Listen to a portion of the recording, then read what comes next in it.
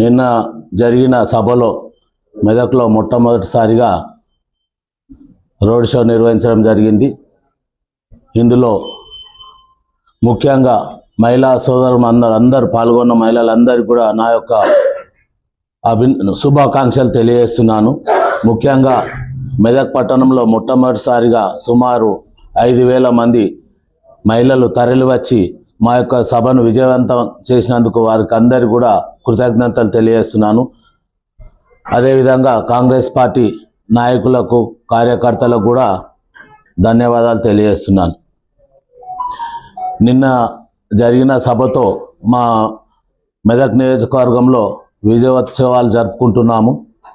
అదేవిధంగా రేపు రానున్న ఎన్నికల్లో కూడా కాంగ్రెస్ పార్టీని అత్యధిక మెజార్టీతో గెలిపిస్తామని కూడా గర్వంగా చెప్పుకోవడం జరుగుతుంది. ముఖ్యంగా ఈరోజు రాజకీయ సమరంలో ఎత్తులపై ఎత్తులు వేసుకోవడం జరుగుతుంది. అదేవిధంగా ఇవన్నీ జరుగుతుండే ఈరోజు మొత్తం రాష్ట్రంలోనే కాంగ్రెస్ పార్టీ ముందంజలో ఉన్నది. దీనికి భయపడే మన కేసీఆర్ గారు మళ్ళీ పీకే టీంను తీసుకొచ్చారు. పీకే టీంను తీసుకొచ్చి మూడోసారి హ్యాట్రిక్ కొట్టాలి, ఏ విధంగా అయితే మేము ముందుకెళ్తాం అనేది కొన్ని నిర్ణయాలు చెప్పమని ఆయనను అడగడం. అంటే నీ ఓటమిని నువ్వే అంగీకరిస్తున్నావు. నువ్వు మాట్లాడిన తర్వాత కేటీఆర్ హరీష్ రావు, కవిత కూడా మాట్లాడడం జరిగింది. వీళ్ళ ప్రజలను ఏ విధంగా ప్రలోభ పెట్టాలి, వాళ్ళని ఏ విధంగా లొంగ తీసుకుంటే మనం గెలుస్తామనేది కూడా వాళ్ళు ఎత్తులు వేయడం జరుగుతుంది. కానీ రేపు రాబోయే ఎన్నికల్లో ప్రజలు ముందే నిర్ణయం తీసుకున్నారు కాంగ్రెస్ పార్టీకి ఈసారి అత్యధిక మేయర్తో గెలిపించాలని. వీళ్ళ ఎత్తులు జీతులు ఎలాంటి కూడా పనిచేయాయి. దానికోసమే ఈరోజు మహిళలకు ఏం చేయాలి, మైనార్టీలకు ఏం చేయాలి, ఏ విధంగా అయితే మాకు ఓట్లు వస్తాయి అనేది వాళ్ళు దురాలోచనతో ఉన్నారు. ప్రజలు కూడా సరే ఎన్ని డబ్బులు ఇచ్చినా సరే మా కాంగ్రెస్ పార్టీకే ఓట్లు వేయడానికి సిద్ధంగా ఉన్నారు. కాబట్టి మీరు ఖబర్దార్ ఇవన్నీ మానుకోవాలి. ఇప్పటికైనా కేటీఆర్ కూడా పిచ్చి పిచ్చి వాగుడు వాగుతుండే ఎక్కడ పోతే అక్కడ. నువ్వు ఇవాళ కాంగ్రెస్ పార్టీతోటే ఇవాళ తెలంగాణ ఇచ్చేపటికే నువ్వు ఇవాళ ముఖ్యమంత్రి, మీ నాయన ముఖ్యమంత్రి అయినా నువ్వు మంత్రి అయినావు, లేకుంటే మీరు ఎక్కడ ఉండరో ఒకసారి తెలుసుకోవాలి.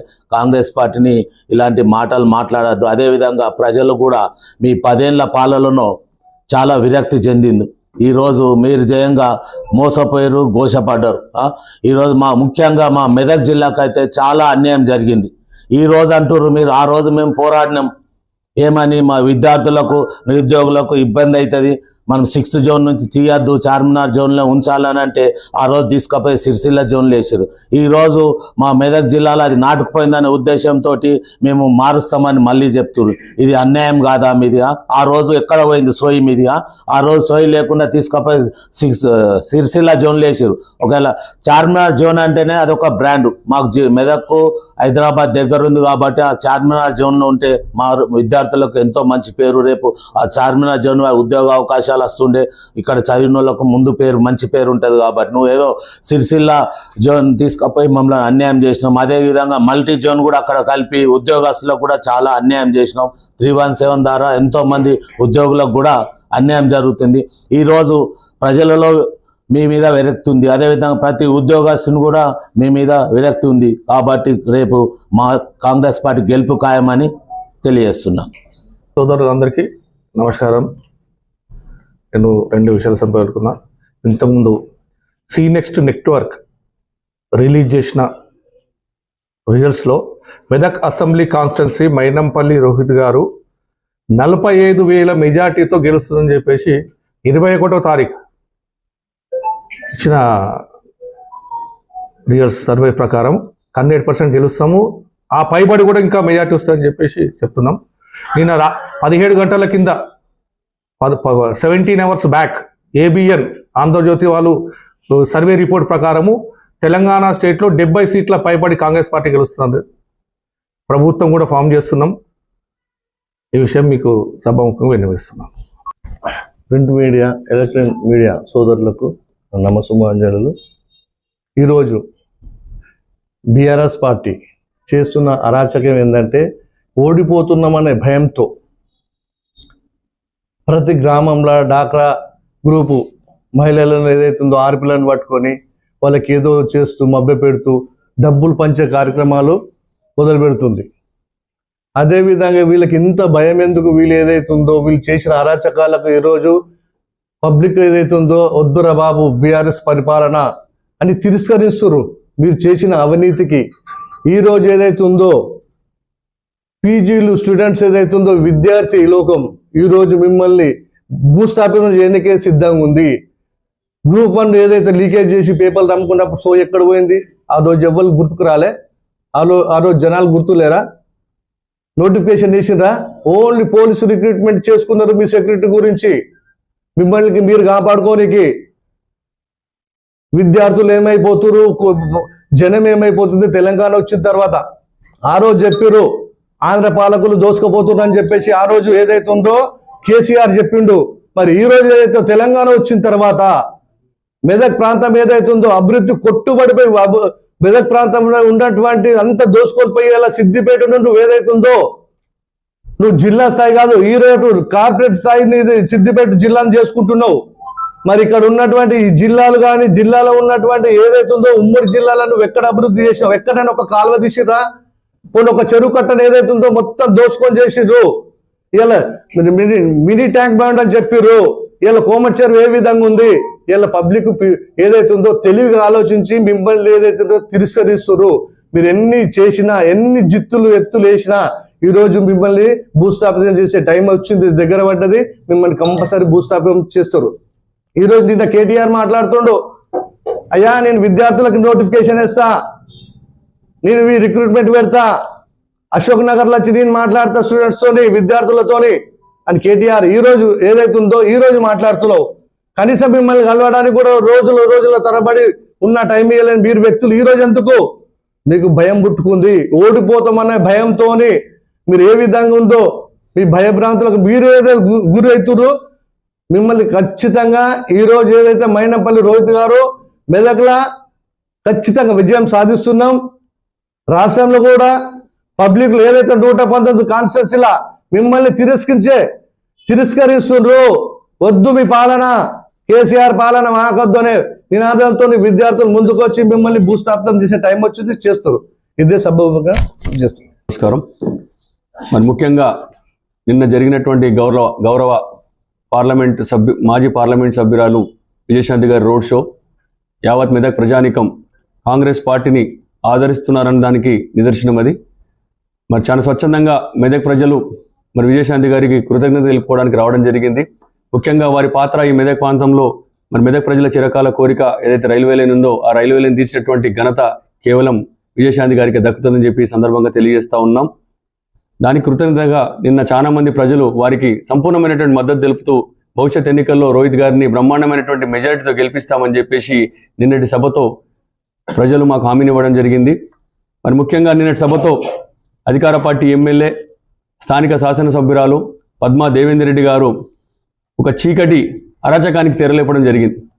నియోజకవర్గంలో రోజు పట్టుకోల్పోతూ ప్రజలలో తీవ్రమైనటువంటి వ్యతిరేకతను ఎదుర్కొంటున్నటువంటి పద్మా దేవేందర్ రెడ్డి గారు మరి బీఆర్ఎస్ పార్టీ నాయకులు దేవేందర్ రెడ్డి గారు జిల్లా కార్యాలయంలో బంధింపబడ్డ దేవేందర్ రెడ్డి గారు అధికారులతో ఇప్పటికీ సమీక్షలు నిర్వహిస్తూ జిల్లా కలెక్టర్ గారితో సంప్రదింపులు జరుపుతూ వెలుగు సిబ్బంది ఏపీఎం ద్వారా మండలాల్లోని గ్రామాలకు ఒక గ్రూప్లలో కేసీఆర్ గారు ప్రవేశపెట్టినటువంటి మేనిఫెస్టోలో ప్రవేశపెట్టినటువంటి కేసీఆర్ భరోసా సౌభాగ్యలక్ష్మి పథకం ద్వారా 3,000 రూపాయల కొరకు దరఖాస్తు చేసుకోమని చెప్తూ వెలుగు ఏపీఎం గన్పూర్ మండల్, మెదక్ మండల్ నియోజకవర్గంలో పాపనపేట మండల్, శంకరంపేట మండల్లో గ్రామంలో ఉన్నటువంటి డ్వాక్రా మహిళా సభ్యులందరికీ కూడా ఈ మెసేజ్ ద్వారా ఫార్వర్డ్ చేస్తూ ఈ దరఖాస్తును ఫిలప్ చేయాల్సిందిగా వాట్సాప్ల ద్వారా దరఖాస్తు పెట్టడం జరుగుతూ ఉంది. మరి ఈ దరఖాస్తు ఎక్కడి నుంచి వచ్చింది? కేసీఆర్ గారు భవిష్యత్తులో ప్రవేశపెట్టబోయే పథకానికి ఇంకా ఎన్నికలే పూర్తి కాలేదు, ఇంకా ప్రభుత్వమే ఏర్పడలేదు. మరి దరఖాస్తును డిజైన్ చేసింది ఎవరు, పంపిస్తున్నది ఎవరు అనేది ఇది పూర్తిగా బీఆర్ఎస్ పార్టీ కార్యాలయం నుండి డిఆర్డీఏ పీడికి పోయింది. డిఆర్డీఏ పీడి నుండి వెలుగు ఏపీఎంలకు పోయింది. వెలుగు ఏపీఎంల నుండి విఓఎల్ విలేజ్ లెవెల్ ఆఫీసర్లకు ఈ యొక్క దరఖాస్తు ఫామ్ పంపించడం జరిగింది. తద్వారా దాని కింద ఈ మెసేజ్ కూడా రావడం జరుగుతూ ఉంది. నేను ముఖ్యంగా ఒకటి చెప్పదలుచుకున్నాను.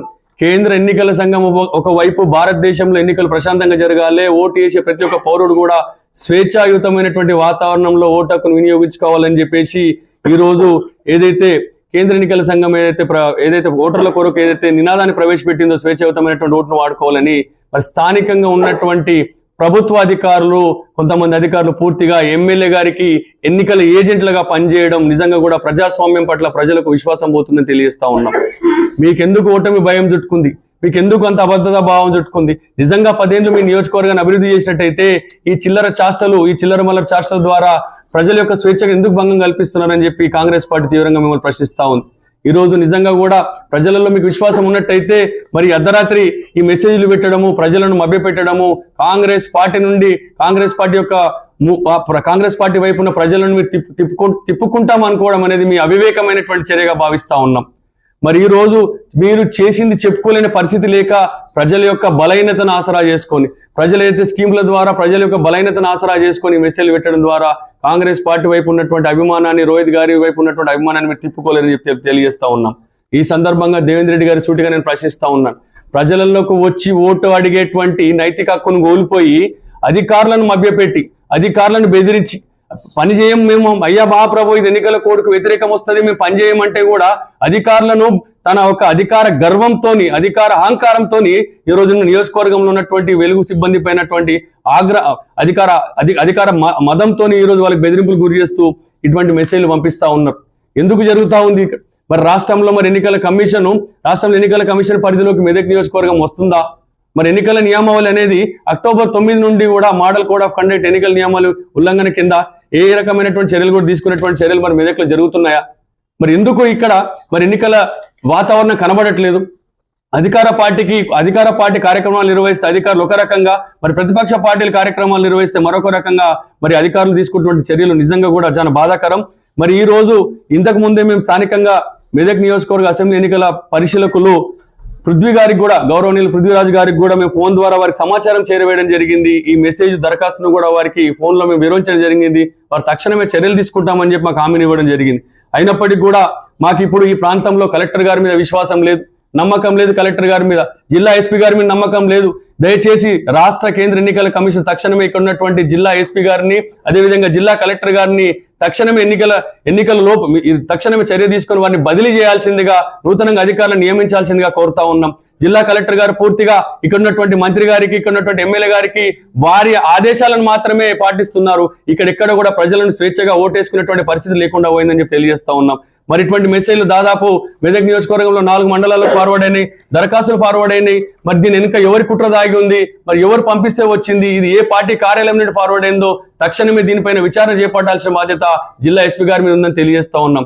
ఏది ఏమైనప్పటికీ కూడా మెదక్ నియోజకవర్గంలో కాంగ్రెస్ పార్టీ అభ్యర్థి రోహిత్ రావు గారు రానున్న నవంబర్ 30 నాడు ప్రజలు పెద్ద ఎత్తున ఓటైపోతా ఉన్నారు. డిసెంబర్ 3 నాడు ఈ నియోజకవర్గంలో కాంగ్రెస్ పార్టీ జెండా ఎగరబోతా ఉన్నట్టు ఒక భయంతోని, అబద్ధతా భావంతోని భవిష్యత్తులో ప్రవేశపెట్టేటువంటి ప్రభుత్వ పథకాన్ని ప్రజల యొక్క బలహీనతను ఆసరా చేసుకునేటువంటి మెసేజ్లు పంపడం కూడా ఎన్నికల నియమావళికి వ్యతిరేకంగా వస్తుందని చెప్పి భావిస్తా ఉన్నాం.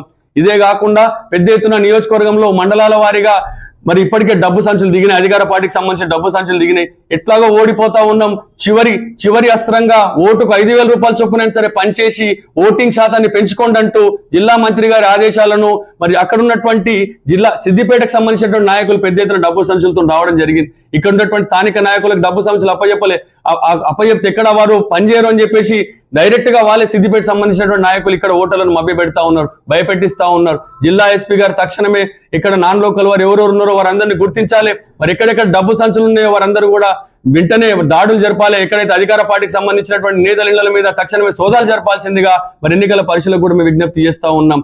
ప్రజాస్వామ్యంలో మరి ఎన్నికల నెట్టి ప్రతి ఒక్క పౌరుడు స్వేచ్ఛగా ఓటు హక్కును వినియోగించుకునే విధమైనటువంటి ప్రశాంతమైనటువంటి వాతావరణాన్ని మెదక్ నియోజకవర్గంలో కల్పించాల్సిందే కోరుతా ఉన్నాం.